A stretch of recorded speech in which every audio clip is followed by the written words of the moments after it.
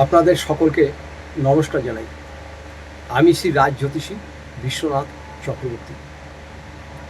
আজ আপনাদের সাথে যে বিষয়ে আলোচনা করব সেটা হচ্ছে,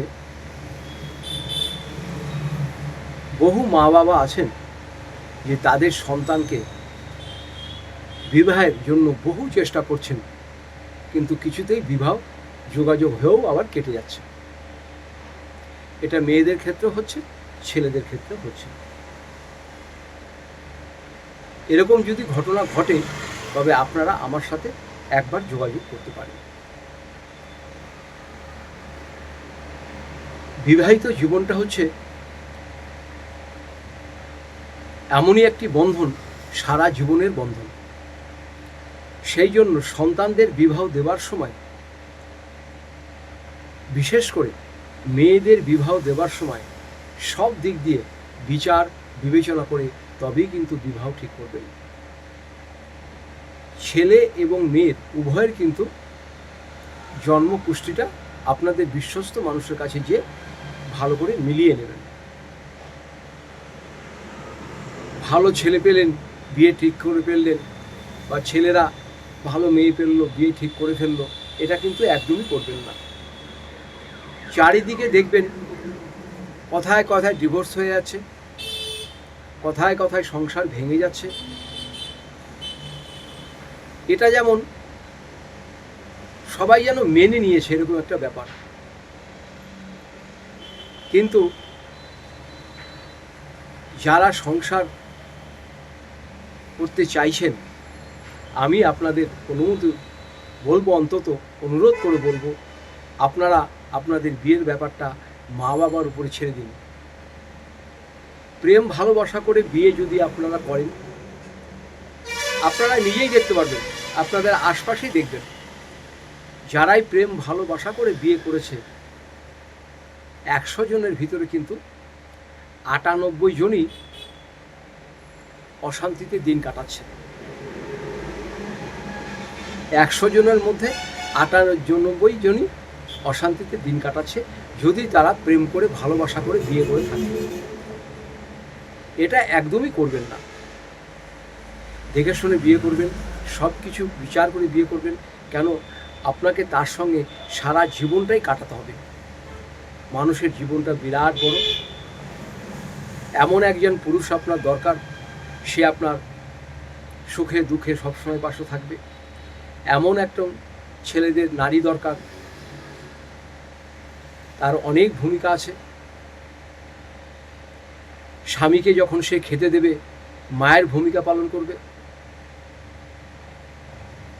যখন ঝগড়াঝাটি হবে, ছোট বোনের সাথে যেমন করা হয় সেরকম হবে। একটা মেয়ে বিয়ের পরে কিন্তু তার দায়িত্ব অনেক বেড়ে যায়, বহু গুণ বেড়ে যায়। আজকালকার মেয়েরা যেমন কথায় কথায় কিছু একটু হলো, সঙ্গে সঙ্গে বাবার বাড়ি চলে আসলো, এগুলো আপনারা করবেন না। আর যেটা হচ্ছে, নিজের সংসারের কথা মা বাবাকে বেশি বলবেন না। আপনার সংসার আপনি সঠিক সিদ্ধান্ত নিয়ে ঠিক করবেন। আর সংসারে আপনার অশান্তি হবেই বা কেন?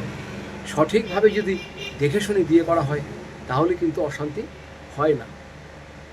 এমনি সংসারে তো একসঙ্গে অনেক বাসন থাকলে যেমন একটার সঙ্গে একটা লাগলে শব্দ হয়, সংসারে তো সংসার করতে গেলে তো খুঁটিখাটি লেগেই থাকে, এগুলো ধরলে চলবে না।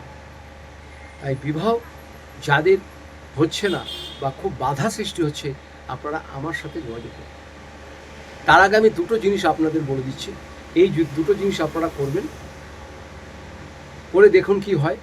তারপরে প্রয়োজন পড়লে আমার সাথে যোগাযোগ করবেন। প্রথমত, ছেলেরা বা মেয়েরা উভয়ই প্রতি বৃহস্পতিবার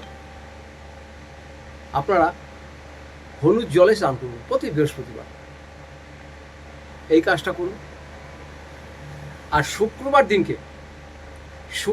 দিনকে জলের ভিতরে একটু সুগন্ধি সেন্ট ফেলে দিন। যদি সেন্ট না থাকে তাহলে আপনার গোলাপ জল ফেলে দিন। গোলাপ যদি না থাকে তাহলে আপনার অগ্রু বা যে কোনো আতর একটু ফেলে দিন।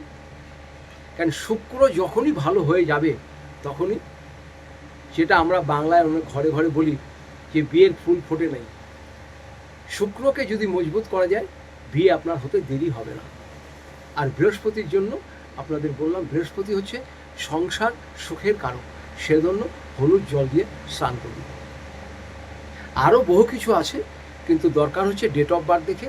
ডেট অফ বার্থ দেখে আমি বিচার করে আপনাদের বলে দেবো কখন কোন টাইমে বিয়ে দেওয়া প্রয়োজন, কোন টাইমে বিয়ে দিলে ছেলেমেয়েরা সুখী হবে। আমার নিচের নাম্বারে আপনারা যোগাযোগ করতে পারেন। আমি এখানে পুষ্টি করি, বিবাহের জটক বিচার করি, বাস্তু বিচার করি। বিয়ের ব্যাপার নিয়ে বেশি তাড়াহুড়ো করবেন না, সঠিক সিদ্ধান্ত নেবেন, সঠিকভাবে কাজ করবেন। আপনার সন্তান ভাবতে আপনাকেই হবে। সে যদি দুঃখে থাকে তাহলে আপনিও কষ্ট পাবেন, সে যদি অশান্তি থাকে তাহলে মা বাবাও কষ্ট পাবে। সেই জন্য বিয়ের ব্যাপারটা সব কিছু বিচার করে বিবাহ করবেন। প্রয়োজনে আমার নিচের নাম্বারে যোগাযোগ করবেন। সবাই ভালো থাকুন, সুস্থ থাকুন। আপনাদের সকলকে নমস্কার জানাই।